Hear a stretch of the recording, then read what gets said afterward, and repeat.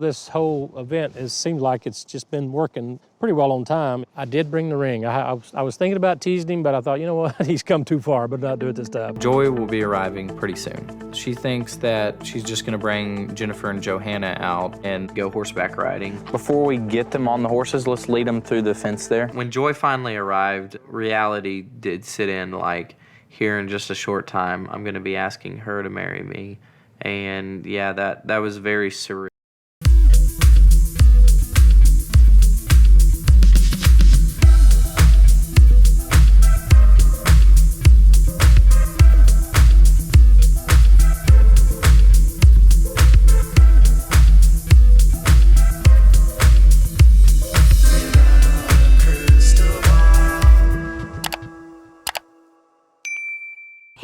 It's Katie from Without a Crystal Ball. Welcome back to my channel. It's Monday, April 25th. I hope you're having a wonderful day. We had one warm day this weekend. Did anyone get outside? I did. It was very windy, but I managed to get outside to take care of some of the plants on my in my house, you know, around my landscaping. Every single fall, I'm like, swear, I do this every year. I get ready, I'm like, okay, I gotta take care of the plants. Like, I gotta get them all pulled up because in the spring, it'll be a mess. Well, it always snows before I actually get to that chance, and then I end up having to pull up just soppy ones after the end of winter that have been packed under snow, but long...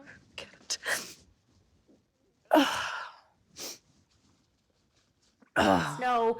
But long story short, that's all done. It's nice. It was warm on Saturday, but so windy, and now it's back to being cold. I'm convinced that it's going to be negative 30 degrees in July here. What a waste.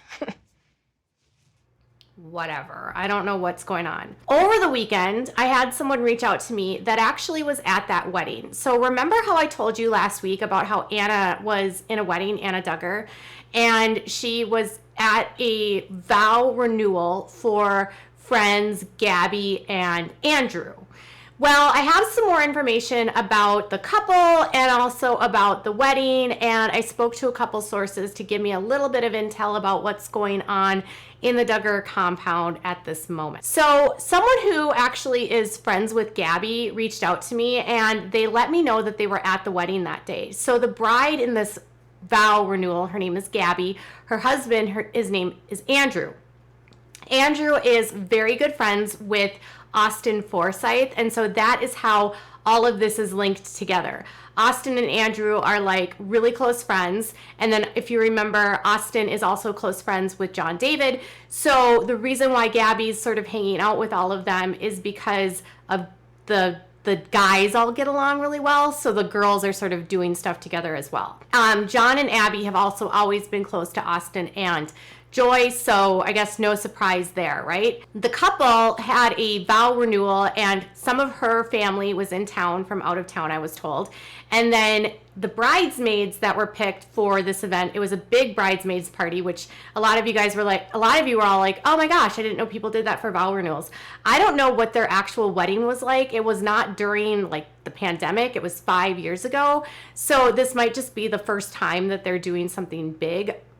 Who knows? Maybe this is like their first kind of big splashy wedding. Either way, she is friends and good friends with Joy and Abby. Who she is not close with is Anna. So one of her friends reached out to me and was like, I thought it was really odd. Now these are her statements. This is the friend statements. They thought it was really odd that Anna was a bridesmaid in the wedding because Anna is not friends with Gabby. They also said that at the wedding, this was their observation, was that Anna did not interact at all with the siblings. So apparently during the wedding, Anna sat with her brother, David, and his wife, Hannah, and then the Reebers, the family that Josh stayed with during Bond, and then they sat with the Duggars. So Anna was at a table with them. She apparently was on the exact opposite side of the entire wedding like festivities as the kids. So the kids that were there, or the Duggar siblings that were there, were Joy and Austin, Katie and Jed, and John and Abby. So apparently my source said that throughout the wedding and throughout the services, the three siblings, Joy, Jed, and John, and their spouses all sort of congregated together, and none of them actually spoke to Anna. That's what their observation was. They said they also did not speak to the parents either, and it was like they were on opposite sides of the entire event. They did think it was weird, but they were like, I don't know if it means anything or not. I just thought I'd let you know. They also said that they've never known Anna to actually interact with Gabby at all, so they thought it was weird that Anna would have been picked as a bridesmaid. They felt like either Abby was being extremely compassionate and just wanted to feel like bring Anna in and have her be included, because apparently this girl is extremely kind and has really big heart and, would want to help out Anna.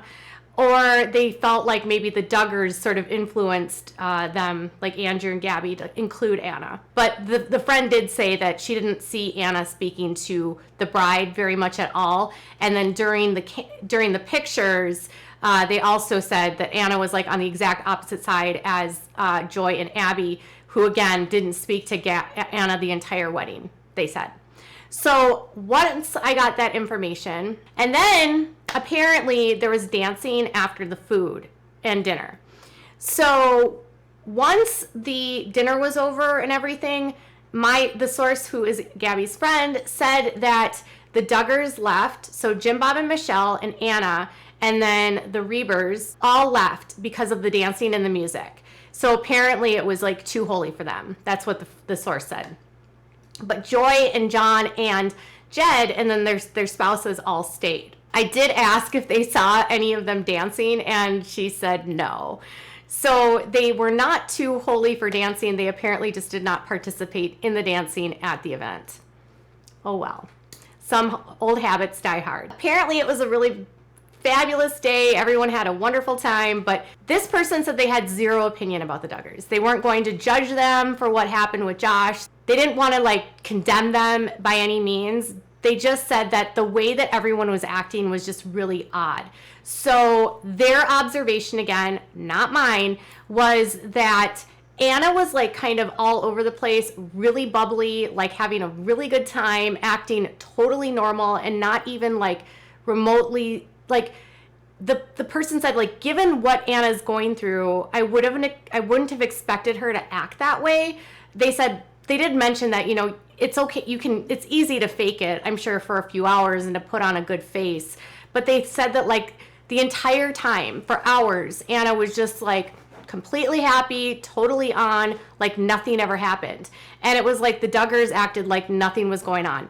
And the Gabby's friend told me that a lot of the people believe that Josh is guilty. They're just sort of not necessarily blaming the Duggars for the situation, but the observation was it's really weird that you guys are acting like there's nothing happening, and nobody was talking about it, and it was just this big elephant in the room, according to the source. So once that was the insight that they gave me about the day. So Anna's there, everyone's ignoring her, or else they're just on opposite sides, and the kids are also not talking to the parents. So then I reached out to another one of my sources, because I was like, well, I'm going to talk to someone that actually knows the Duggars super well to see what they will say about the situation. Their take on this was mere speculation, but I think it was valuable because it gave me some insight of what should I read into, what shouldn't I read into.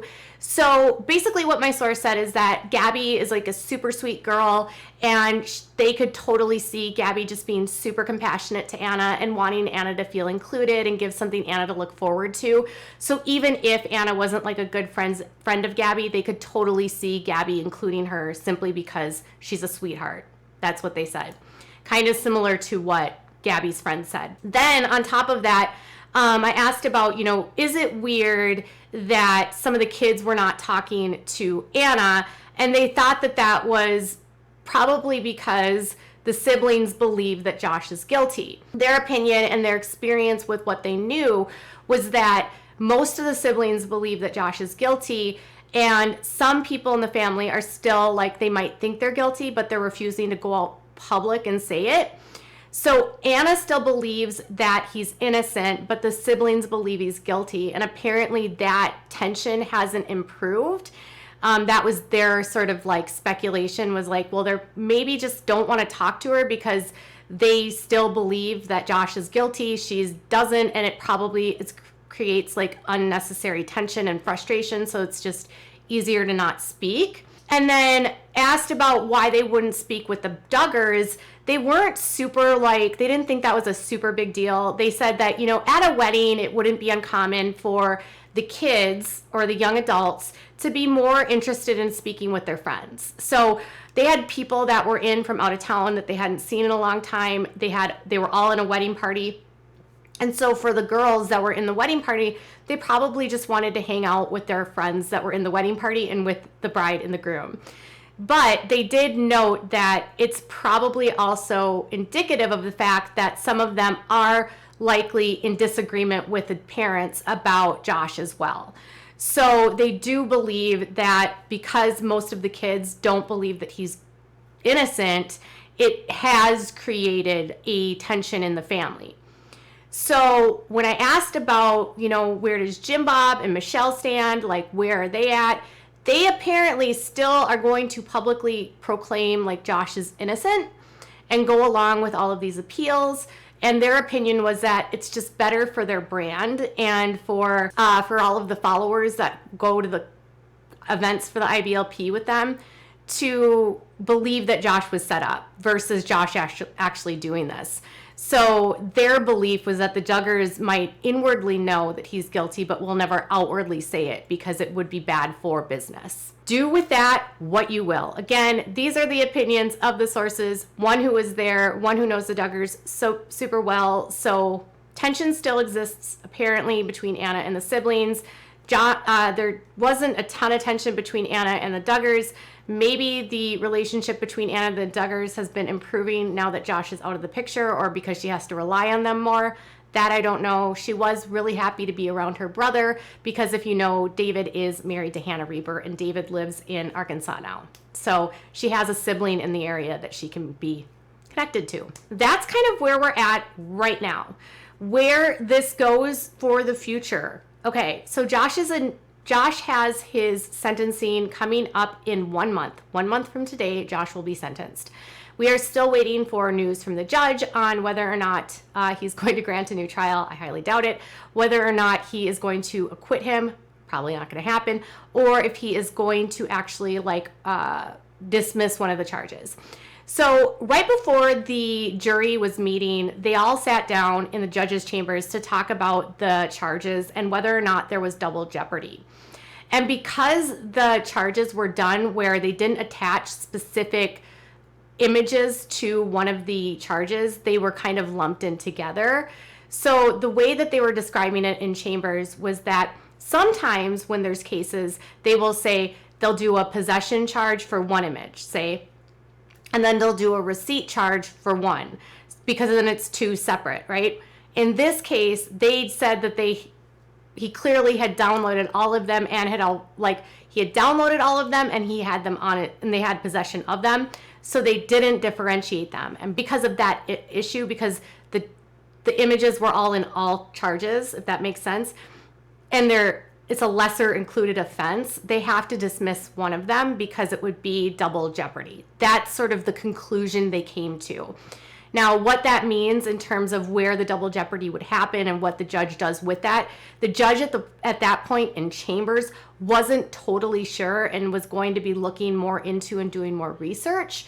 So that could also be what's happening right now as well. The consensus was it could be double jeopardy, but now we don't know. So we don't know what's going to happen. The judge has time to verify if his assumptions were correct, and then, decide if he's going to dismiss or not dismiss, or to stay or not stay, and determine legally if it will be double jeopardy. But the caveat, the problem is that the charges included both. So both charges included everything that was found. So there wasn't anything separated.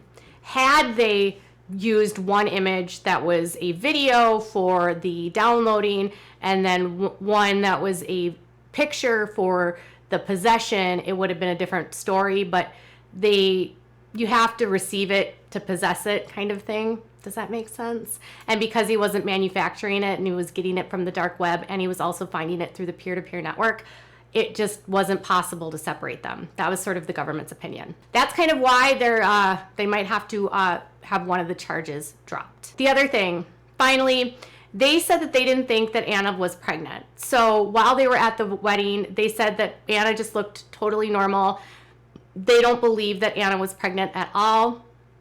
They did mention that their mom saw Anna rubbing her belly, but who knows?